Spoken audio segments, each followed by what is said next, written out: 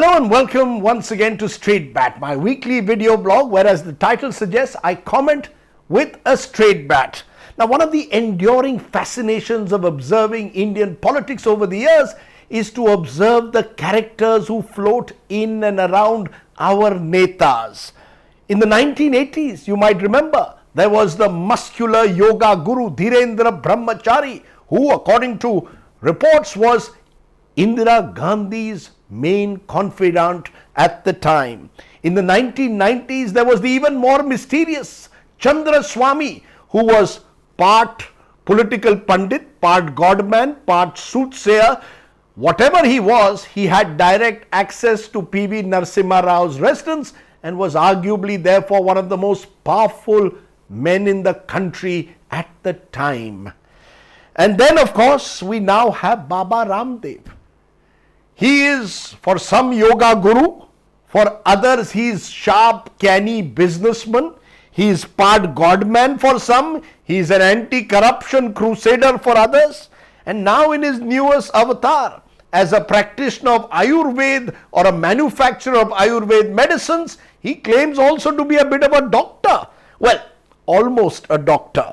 Because here is the yoga guru now telling the world that allopathy is a stupid science, that lakhs of COVID patients have died because modern medicine has failed them, because doctors, allopathic doctors have failed them, and Ayurveda is the way to go. Now in normal times, we might ignore some of Baba's utterances as yet another example of his constant desire to stay in the headlines, to put across a sales pitch by being as sensationalist and controversial as possible. But the fact is, these are not normal times. We are in a pandemic where our doctors are working night and day to save lives. And then to have Baba Ramdev attack them in this manner without providing any evidence is hugely problematic. Mocking doctors is surely not the way to go. Now, it's crazy but true, and even more concerning is that all that happens is there's a rap on the knuckles, where the health minister asks the Baba to apologize, which he does, and then next day carries on with his misinformation campaign, carries on targeting doctors, and no one can do anything. So what explains the power of Baba Ramdev, or the big boss as I'm going to call him? Well, let me explain. First, the Baba is literally the monk who bought the Ferrari.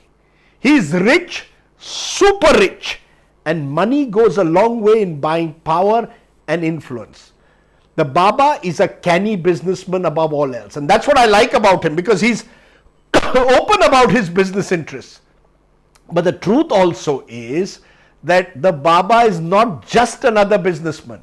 He's a businessman who's one of the biggest advertisers across media with his Patanjali empire. And I use the word empire because that's what it is. It's a multi-million-dollar enterprise. And he pumps the money into the media and as a result buys airtime. You will often see Baba on TV debates with his Patanjali products displayed almost like an advertorial. And therefore, you have a situation where the Baba comes on primetime TV and one day will speak about black money and the next day will speak about a COVID cure, and he's allowed to get away without any hard interrogation, because he who pays the piper calls the tune. His money power counts. Number two, Baba Ramdev enjoys the patronage of the state. It's all very well for the health minister, Dr. Harshvardhan, today to tell Baba to apologize to the Indian Medical Association of Doctors, but the fact is the same Dr. Harshvardhan was happily endorsing Baba Ramdev's magic cure for COVID called Coronil, a product which had gone through no clinical trials, had no verification, had put no data out in the public domain, and yet the health minister was happily endorsing it. In fact, the picture has Harshvardhan on one side of Baba and Nitin Gadkari, union minister, on the other. And therefore, when ministers in the government are going to endorse the Baba and his products, the citizenry will simply just be dazzled at times by the power of this one individual. Now, thirdly, the Baba's support extends to the top, and I mean the very top. The Prime Minister and the Baba enjoy a mutual admiration society. Ramdev, let's not also forget, played a major role in the India against corruption, anti-corruption movement led by Anna Hazare in 2011. In fact, many believe he provided the resources, the manpower to keep the movement going that eventually led to the fall of the Manmohan Singh government. In my book 2014, The Election That Changed India, I write about how one major turning point was when the Baba was received with a red carpet welcome by union ministers, including Bharat Ratna Pranab Mukherjee. Ministers lining up before the Baba. To my mind, that was the moment where the Indian state, or certainly the Singh government, surrendered before an individual whose credentials to be an anti-corruption crusader come to Delhi to stage a dharna against black money were enormously suspect. Now, fourthly, Baba Ramdev is an iconic figure for the Hindu right, the large Hindu right community. That's where he derives his ideological power in a way from. He has cleverly sold a mix of yoga, Ayurvedic medicine, ancient Vedic scriptures to an unsuspecting public and emerged as a voice for Hindu assertion. Who then are these top doctors to tell a homegrown Hindu nationalist come yoga guru about science and modern medicine? Linked to this is my fifth and crucial point. Our political leadership, our contemporary political leadership, is deeply skeptical of modern science and medicine and more clued into mythology and ancient India. They live almost in an anti-science universe where we are told that Lord Ganesha's elephant head is an example of plastic surgery in ancient India. Where Karna of Mahabharat fame, we are told, is an example of genetic engineering. Where a minister of HRD once said that Darwin was wrong, no one saw an ape turn into man.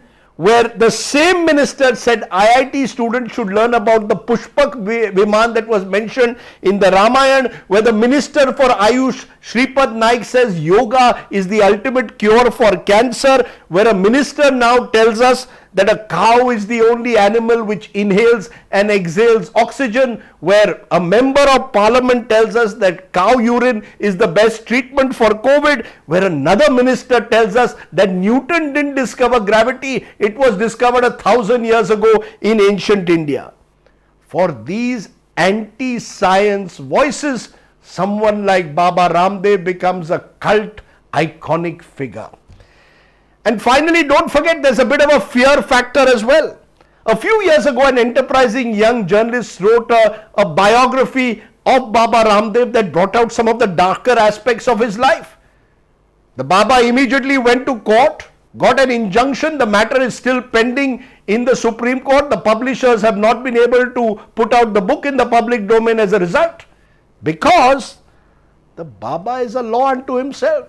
And who beyond a point can take on someone who has money, power, and a bit of the fear factor as a result? Which is why our top doctors who are now protesting against Ramdev's utterances, who want the Prime Minister to intervene, want Ramdev to be booked for sedition, are unfortunately, my friends, fighting a losing battle. Because Ramdev is not just another VVIP. He is the guru or the big boss of some of our VVIPs. And in this exalted position, he can get away with what he wants and saying what he says. You know, the fact is that our political leaders talk reverentially now about our doctors as corona warriors, say that they are real heroes and get emotional about the work that our doctors are doing. And yet the truth is that these same leaders will allow an all-powerful yoga guru turned businessman to demean our doctors. Which is why I would like to tell our leaders, please stop paying lip service to our doctors. if you cannot even rein in a Baba Ramdev? And let me put it this way, the Baba is very clear. In a recent statement he has said, arrest तो उनका बाप भी नहीं कर सकता, दिखाएं कोई मुझे टच करके, he is reported to have said. And he's probably right, because he is the untouchable big boss Dr. Ramdev. Think about it. That was the Straight Bat. Do subscribe to my YouTube channel for many more such videos. Stay well, stay safe. Namaskar.